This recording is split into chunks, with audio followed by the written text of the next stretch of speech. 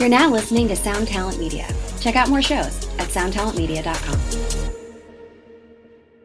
Hey everybody, Chris Fafalius here. As many of you may know, I've played in the band Punchline for most of my life. Well, I'm here to tell you that we just released a new song. It's called Can I Get a Break? And I think the title of the song, which is also the main hook of the song, is pretty relatable to how we're all feeling lately. Here's a little preview for you. How many times am I gonna have to start again? How many times am I gonna have to refresh? 'Cause I put my shoes on every day and I walk out that door. I'm getting tired, waiting patiently for progress. Can I get a break? No, no, no, no, no, no.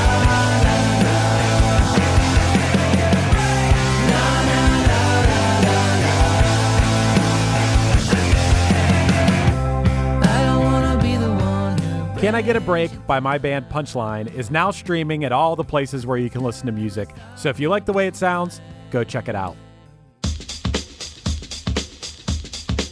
Funk that.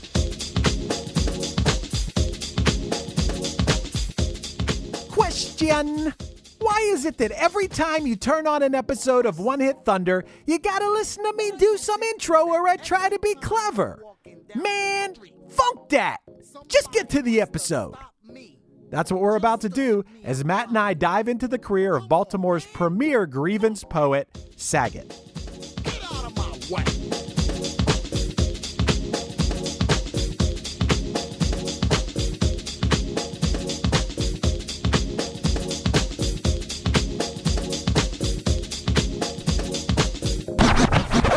One hit is all you need to make the money guaranteed, and you can live off royalties forever. And it makes me wonder, is it just a wonder, or is it One Hit Thunder? So Matt, question. Why is it that the spoken word stylings of Sagat allowed him only one hit? Man, funk that! Beautiful intro. So this was your pick for the Patreon to vote on, and I didn't expect it to win, to be honest. I felt like, man, is Chris picking a song that literally me, him, and like 8 people who remember a specific Beavis and Butthead episode know this song? But here we are. We're talking about Funk That. And I actually remember this song past Beavis and Butthead. I heard this song before it was on Beavis and Butthead. It was on MTV for a little while. This was actually, I remember this being a hit at the time. So it took a lot of work to find the chart peak on this. Where do you think this ended on the Billboard Hot 100? It did make it to the Hot 100. Oh, man. Are you saying that this only hit like number 80 or something? A little bit higher than that, 63. Okay. Peaked at 63, but it was number 3 on the dance charts. Okay. Now, the idea of dancing to Funk That is a confusing concept to me. That's a beat you could dance to. It's just interrupted every 30 seconds with a spoken word piece. Right. And this is really a one-hit wonder in the truest sense. Now, in my research, Sagat released 2 other songs that they're not even worth talking about. No. They're basically like spoken word, not as good as this one. And every time he releases a song, there are like 9 other versions of it. He does like an album that's all the same song, 10 different versions of it, like extended remixes and stuff. Insane. Yeah, this is just a guy who made a thing that caught on. Now, he, according to Last FM, I found an article about Sagat on Last FM that said that he actually started rhymes. He started writing rhymes and freestyling at the age of 13 back in 1983. Apparently, they were like he perfected a bunch of different types of hip hop, but fell in love with the concept of spoken word and moved in that direction come the 90s. Yeah, this is a Baltimore guy. Yeah, we learned. Yeah, Baltimore DC poetry slam scene was his thing. Okay, and that being said, this guy made this song, like 2 other songs, and just that was pretty much it. Yeah, the only other thing I could find through that Last FM is apparently he now uses the name Sagat Manchu, all one word, all caps. Okay. But couldn't find anything under that name either, so I don't know what he's exactly doing with that name. But Right. And Matt, as you brought up, and as we watched like an hour ago, because you could watch it on YouTube, this was a memorable Beavis and Butthead riff on a video. for sure, yeah. And Beavis and Butthead enjoyed this video at the time. They like doing their own funk dats. Yes. Which we'll get to. We'll do our own, for sure. I definitely got some of my own funk dats. But before we do that, we should analyze, we should go through and have a little discussion about each one of Sagat's funk dats. For anyone who's not familiar with this song, basically Sagat airs a grievance and then and then at the end of it declares funk dat. So I noticed something when I was writing down the lyrics to this, is that he declares funk that, and then there's always a button after the funk that tied to that particular thing. Right. I want to throw a theory your way real quick, and I want you to think about this while we're going through these lyrics. Well, before you throw this theory, is your theory going to be when he said funk dat, what he was actually saying was fuck that? I imagine that there had to have been a fuck that cut to this Is song. there? Yeah, that's I couldn't find one. There has to be. But no, I think that this song inspired at least 2 other songs that you and I know. Okay. And my theory is that Lonely Island's Threw It on the Ground is inspired by Funk Dat. I don't really know that. I wouldn't be surprised if something involving Andy Samberg would be inspired by something from the early 90s. Yeah. Yeah, because that's the one where it's like... At the farmer's market with my so-called girlfriend. She hands me her cell phone, says it's my dad. Man, this ain't my dad. This is a cell phone. I threw it on the ground. What, you think I'm stupid? I'm not a part of this system. My dad's not a phone. Oh, absolutely. Yeah, that's a parody of this. Yeah. And then the other one that I thought of, I think Insane Clown Posse's How Many Times is vaguely inspired by this. Yeah, it's airing grievances. Yeah. And it always ends with him scream. I think of the end of that song where he's like, he judges my life. Yeah. So just think about that in the back of the head while we're breaking down these lyrics. But yeah. Well, also, so this, what year is this song? So it was released in, I believe it was released in late 93, peaked in like mid 94. Wow. Man, this was competing in 94. That's a tough time to compete, 93, 94. Yeah, I think you missed out on a track on that EP. Yeah. Could you imagine the punchline? You know what, Matt? Right now, I'm actually going to do this. We're having a text message thread about like recording. I'm actually going to text to these guys right now.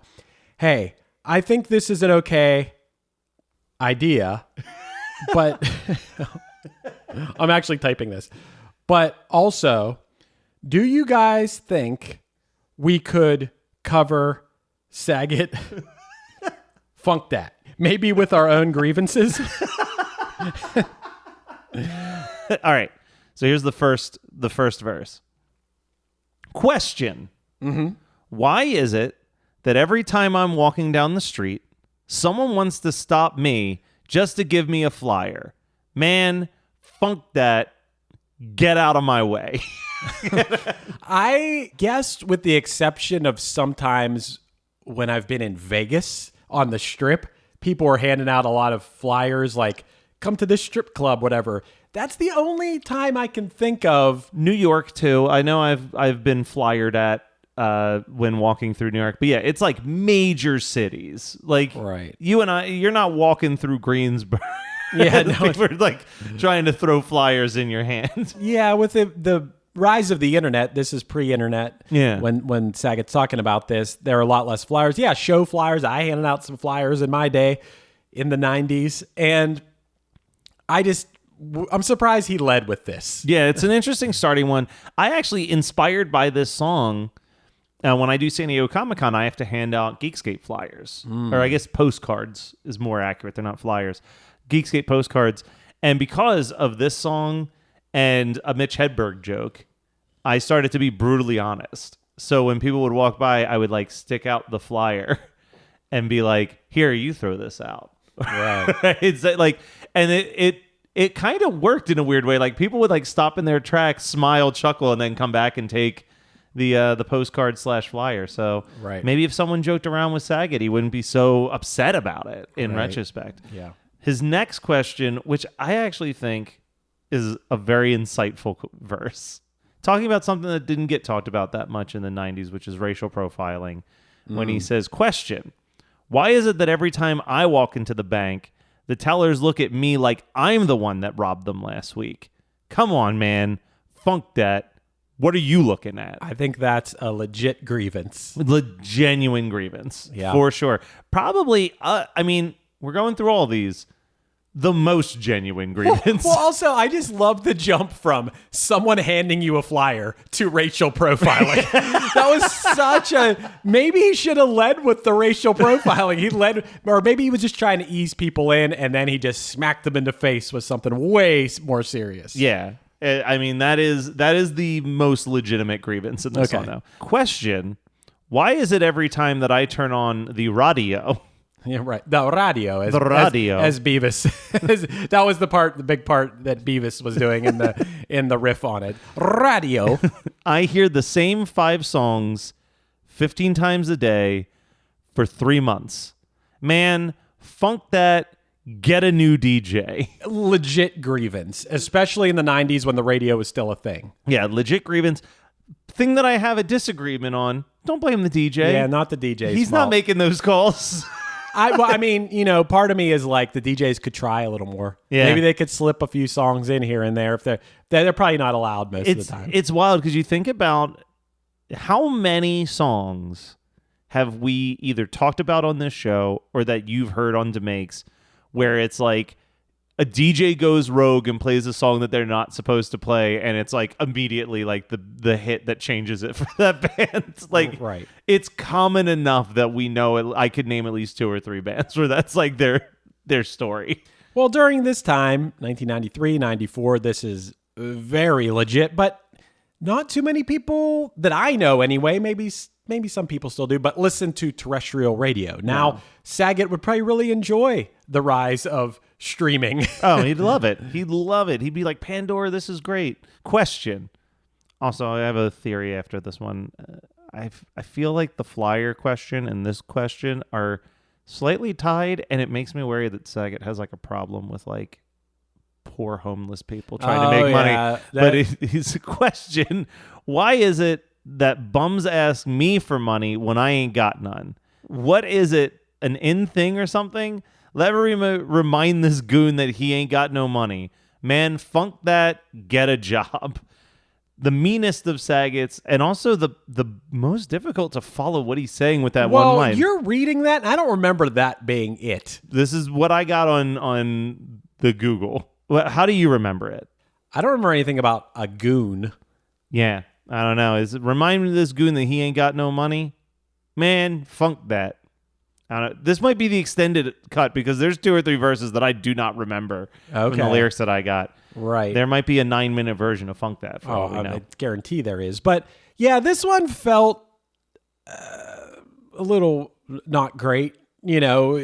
Criticizing the unhoused doesn't seem great. But how I justify it in Sagat's defense is there are legitimately like homeless people that are out there, but there are also those people that just like go out and pretend. Pretend. The panhandlers more so, where they're, I don't know if that's the preferred term, but yes, the people who kind of just, I know I had a friend who literally found like a dude's sign stash where he had like 50 different signs that was like World War II vet was one, like cancer survivor was another one. Like it was just like, right. This might be a little bit unfair of us. This might be one of those, for the most part, urban legends that like, oh, these people out there asking for money, they make hundreds of dollars a day. That might be That's like probably 1 out of every 1,000 of them, and the rest really do need some help. That sounds like a right-wing talking point or something. 1,000%. But still, Saget, I don't know if this was necessary to put in here. Yeah, he might as well have just been like, "You're just gonna spend it on drugs or something." Right. Like, it's like his point though is that he doesn't have any. He doesn't have any money. So I get that part of it. I get that. I don't like the get a job part at the end. Right. Yeah. It's like, you think they're not trying, Saget? It's rough out in these streets. Not great, Saget. Not great. All right. So here's where I vaguely remember these, but not really. It says, every time I see my neighbor, she tells me to stay out of trouble. And the other one looks at me like I'm the one that got her daughter strung out. Mm-hmm. Come on, man. Funk that. I remember that What one. are you looking at? I rember that one. Yeah, for sure. I feel like that goes back to the racial profiling one a little bit. Yeah, I think so too. I think Saget has a grievance there. His neighbors are telling him to stay out of trouble. Yeah, that's a weird thing to say to your neighbor. Yeah, that's a weird thing to say to the neighbor. And then the other one's like, you're the reason why my daughter's on drugs. Seems a little racially pointed. Well, no, he's saying that he's assuming. Oh, he assumes that's why they're looking at him. Yeah, he's basically saying like, I'm not the one who got your daughter hooked on drugs, which actually is a little mean on his part that I think about it. Yeah. Because to be honest, here's what I'll tell you. I've heard old people a lot say to each other like, oh, they'll like run into each other. I experienced this back when I used to work at the scrapyard. A thing that I noticed old people say to each other, I go, hey, what's up, Frank? You staying out of trouble? Yeah. Like, it's like this old person thing to say. Yeah. That is just like goofy. It's kind of like, and then the person would be like, what's that expression people always say about like living? Oh, yeah. Just living, buddy. Just trying. Yeah. Or it's just an expression that maybe people, it's like saying, what's up? Yeah. And Saget's taking it a little too personally. Maybe. Just a bit. All right. So we got 2 more verses here. Mm-hmm. We got, seems like every time it never fails.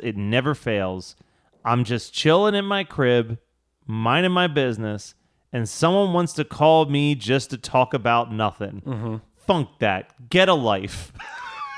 That one feels a little mean, too, because A, he could not answer the phone, and B, Saget people want to talk to you. They care what you have to say. They want to hear what you're funking today. Also, like, the flip side of that is, if someone's calling you just to talk about nothing, Saget, that's called a friend. Saget wants no friends. Get a life. Funk that. Get a life. I'm trying to chill and speak to nobody. Right. Funk All right. that. And then the last one, question. Why is it when I go out to the nightclub, only the ugly chicks want to step to me? I mean, like I'm ugly or something. What do y'all mean? Funk that, get out of my face. Another mean one from Saget. Yeah, Saget's really bringing the heat on these. Apparently, Saget thinks he's really hot. I think we're figuring out why his neighbor thinks he needs to stay out of trouble. Yeah, Saget, the funk that guy who, no offense to anyone wearing an eye patch. I don't know if he's wearing it as a fashion accessory or if it is just, if he has an actual eye problem, but I don't know if the guy wearing the eye patch should be complaining about any women stepping to him in the club. No, that's all I got to say. No, I want to go back to the neighbor for a couple seconds. You're right. Like just a neighbor saying like, hey, hope you're staying out of trouble. It's a little weird. But if your neighbor's Saget and you're just hearing him scream and holler that his friends are calling him to talk about nothing and that someone handed him a flyer. All the ugly girls at the club. all the ugly girls at the club stepping to him. I'd be like, hey, man, you all right? maybe it's not the old man version. Maybe it's like, Saget, are you staying out of trouble? Yeah, like I'm genuinely concerned about whether you're staying out of trouble or not. His neighbor is actually concerned that her neighbor is losing his mind down to the tiniest things. Question, why is it that my neighbor cares about my well-being so much? The number you have reached is 100.7 WMMS. It wasn't just a radio station, it was a lifestyle. Cleveland is a rock and roll city for sure. Get down! The Wrath of the Buzzard. WMMS. Cleveland. The rise and fall of one of the most iconic radio stations in America Profiles, The Wrath of the Buzzard, PROH Files. Subscribe now wherever you get podcasts. What's up, everybody? I am Finn McKenty, host of the Punk Rock NBA podcast, part of the Sound Talent Media Podcast Network. My podcast is all about doing what you love for a living, and every week I sit down and talk to people who have done exactly that. For example, musicians like Tommy from Between the Buried and Me, Matt from Periphery, Lil Lotus and Shinigami, among many others, photographers, artists, designers, YouTubers like Glenn Fricker and Sarah Dici, and I unpack exactly how they got to where they are today with the goal of helping you do the same. So if that sounds cool, you can listen and subscribe at soundtalentmedia.com, and I'll see you there.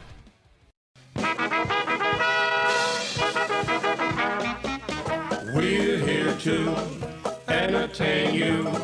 We'll sing your songs. Hey there. Are you obsessed with things that happened before your time? Well, if you are, join me, the host of Before My Time, Kelsey Laurie, to discuss the wonders of the yesteryears that we weren't around to enjoy ourselves. You can find us on all podcast platforms.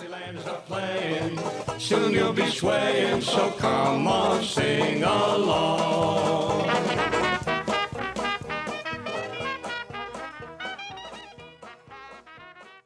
You gave us an assignment to come up with some funk dads. I only came up with 2. I'm not sure how many you came up with. I understood the assignment. Okay.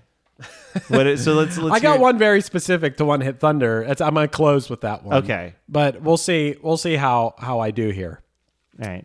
We'll trade them off. You do one, okay. I'll do one. So we made our own grievances. I wonder if first of all, no one in my group text from Punchline has yet responded to my text that said, hey, I think this is an okay idea, but also, do you guys think we could cover Sagat Funk Dat maybe with our own grievances?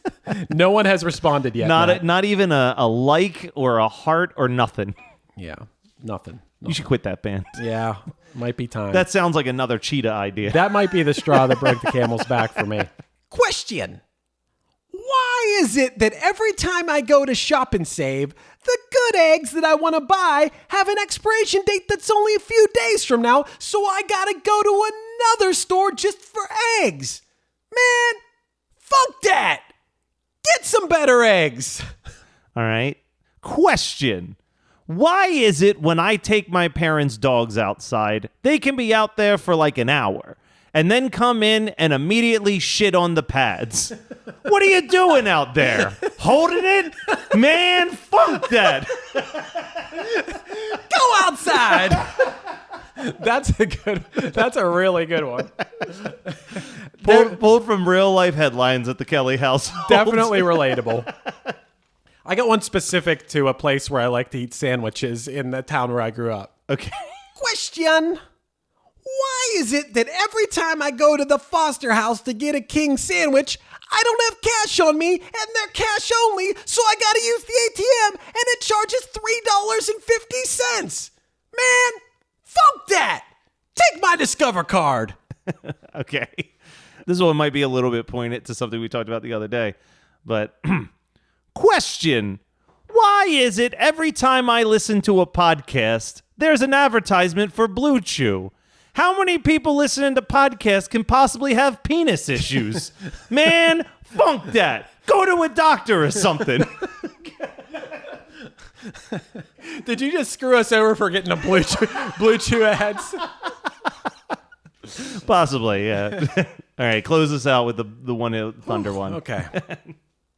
This is just podcasts in general and the frustrations of navigating the internet and trying to promote your shows.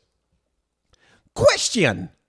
Why is it that every time I post about a really great podcast episode, it gets squashed by algorithms and gets like 7 likes and 1 comment, but then I post a pic of a grilled cheese sandwich and it gets 200 likes and 46 comments? Man, funk that. Like my shit. Love it. There's only one other thing that I want to talk about with Sagat real quick, which is, like I said, this peaked at 63. It was real hard. I couldn't find anything. I couldn't tell you what date it peaked at that number. I couldn't find anything. So what I decided to focus on was that it was a number 3 club hit. And I was like, what other club songs were happening in 1994? So the first thing I did was literally just search dance songs from 1994. Shockingly, didn't see a lot of stuff that I knew. The only two that jumped out at me were Reel to Reels, I Like to Move It, Okay. and Ace of Base, The Sign. But then I thought to myself, MTV put out those Party to Go albums around this time. What was on the Party to Go albums? Why wasn't Funk That on there? What songs were on there? So in 1994, when this song was peaking, they put out 2 Party to Go albums, Volume 5 and Volume 6. And I'm not going to list all the tracks, but here's what was on Volume 5, some of the highlights on Volume 5. Previously mentioned Come Baby Come, What Is Love by Hadaway, Informer by Snow, Slam by Onyx, and Fresh Prince and DJ Jazzy Jeff with Boom Boom Shake the Room. I feel like Funk That would have fit in with a few of the... Slam and Funk That seems like a perfect 1-2 punch. Why not? And then Volume 6 featured All That She Wants, Shoop, which both of those came up in the K7 episode. Regulate by Warren G, one of the greatest rap songs ever written. Fantastic Voyage by Coolio. And a song that I feel like we'll eventually do an episode of, but Us 3, Cantaloupe, was made it onto the Party to Go. I don't see Funk That fitting in as well with those songs. So I feel like what I've learned from this is that the window of Funk That lies somewhere between Volume 5 of Party to Go and Volume 6. Volume 5.5. Yeah. Featuring Sagat, Funk That. How do we feel about Sagat? Look, this was a really fun episode. I'm glad we recorded this episode.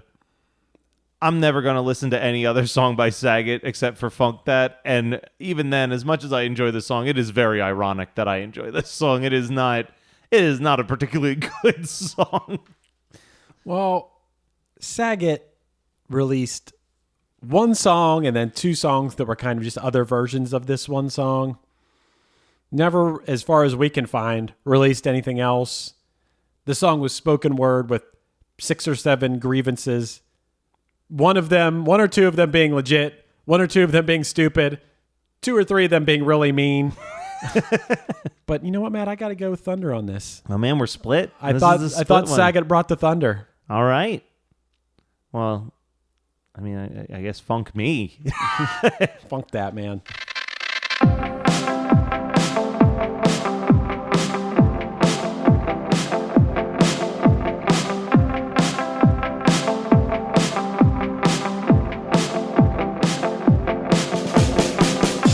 This has been One Hit Thunder.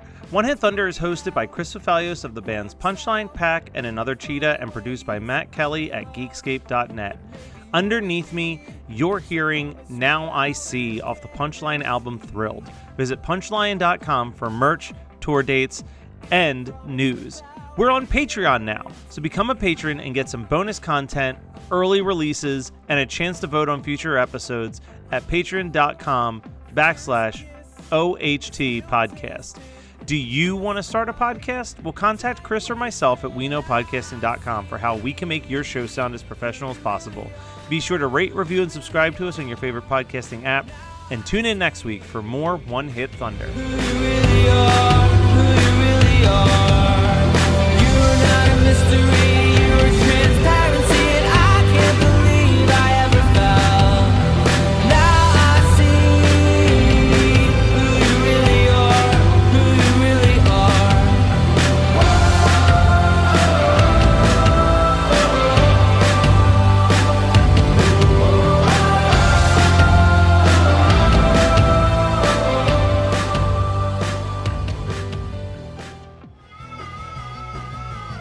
You're listening to the Geekscape Network. The number you have reached is 100.7 WMMS. It wasn't just a radio station, it was a lifestyle. Cleveland is a rock and roll city for sure. Yeah! Down! The Wrath of the Buzzard. WMMS. Cleveland. The rise and fall of one of the most iconic radio stations in America. Profiles, The Wrath of the Buzzard, PROH Files. Subscribe now wherever you get podcasts. Hi, this is Krista Makes, host of Krista Makes a Podcast. The theme of the podcast is songwriting. Each week, my musical guest picks a defining song from their career to discuss, critique, and analyze during the show. So please join me for some fun and insight into some of the greatest songs ever written and recorded. Listen and subscribe at soundtalentmedia.com.